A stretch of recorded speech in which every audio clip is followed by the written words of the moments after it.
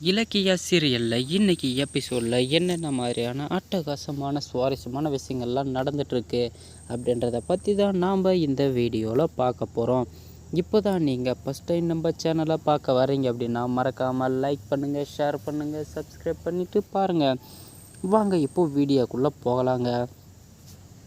நம்ம இலக்கியா சொன்ன மாதிரியே பார்த்திங்க அப்படின்னா நம்ம கௌதமுக்கு ராஜசேகர்கிட்டேருந்து பணம் கிடச்சிருச்சு அப்படின்னு சொல்லிட்டு பயங்கரமான ஒரு சந்தோஷத்தில் இருக்காருங்க. இந்த விஷயத்தில் முதல்ல என் பொண்டாட்டி இலக்கியா கிட்ட தான் சொல்லணும். அவளால் தான் இந்த விஷயம் எனக்கு கிடைச்சிது. அவள் இல்லைன்னா என்னால் இந்த அளவுக்கு வந்திருக்கவே முடியாது அப்படின்னு சொல்லிட்டு பயங்கரமாக புகழ்ந்து பாராட்டிருக்காருங்க நம்ம கௌதம். இலக்கியா இருந்ததுனால மட்டும்தான் அவள் பயங்கரமான ஒரு அதிர்ஷ்டசாலி. இவள் இருந்தால் நான் எங்கே வேணாலும் போவேன், இவ தான் என்னுடைய லக்கி ஜாம் அப்படின்னு சொல்லிட்டு பயங்கரமாக புகழ்ந்து தள்ளிட்டுருக்காருங்க நம்ம கௌதமே.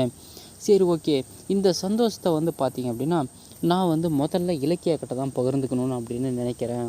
அதனால் அப்படின்னு சொல்லிட்டு ஃபஸ்ட்டு அவளை கால் பண்ணுவோம் அப்படின்னு சொல்லிட்டு கால் பண்ணுறாங்க. கால் பண்ணும்போது நம்ம இலக்கியா ஃபோனவே எடுக்கலைங்க.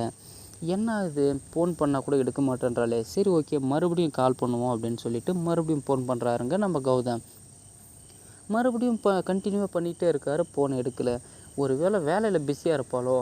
சரி, ஓகே, நேரில் போய் இந்த சர்ப்ரைஸை நம்ம அவளுக்கு கொடுப்போம், இந்த ஷாக்கை அவளால் தாங்கவே முடியாது அப்படின்னு சொல்லிட்டு இவரும் கௌதமும் பார்த்திங்க அப்படின்னா அந்த பண பேக்கை எடுத்துக்கிட்டு ஆட்டோ பிடிச்சிட்டு ஸ்கூலுக்கே போகிறாங்க.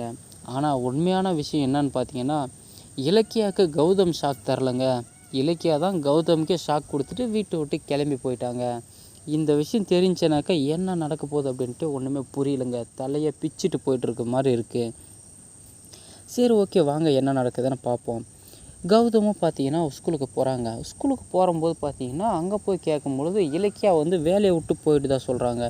என்னடா இது, நம்மக்கிட்ட சொல்லாமல் எப்படி வேலையை விட்டு போனா அப்படின்னு சொல்லிட்டு பக்கம் இருக்கிற ஸ்கூலில் ஆயமாக இருக்காங்க பார்த்தீங்களா, அவங்கக்கிட்ட போயிட்டு இலக்கியா ஏதாவது பிரச்சனையா, எதுக்காக போகிறா அப்படின்னு சொல்லிட்டு கேட்கும் பொழுது அந்த ஆயாமாக்க கண்ணில் தாரையாக தண்ணீர் வர ஆரம்பிச்சிருச்சுங்க.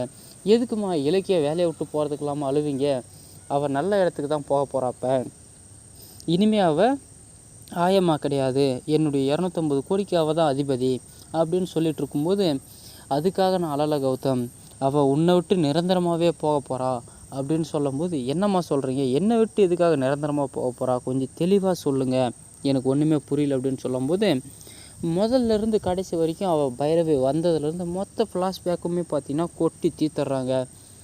இந்த விஷயம் தெரிஞ்சதும் பார்த்திங்கன்னா ரேவதியும் இதை ஒட்டு கேட்டுடுறாங்க. இதுக்கப்புறம் என்ன நடக்க போகுதுன்றது அடுத்தடுத்த வீடியோவில் பார்ப்போம். மறக்காமல் பாருங்கள்.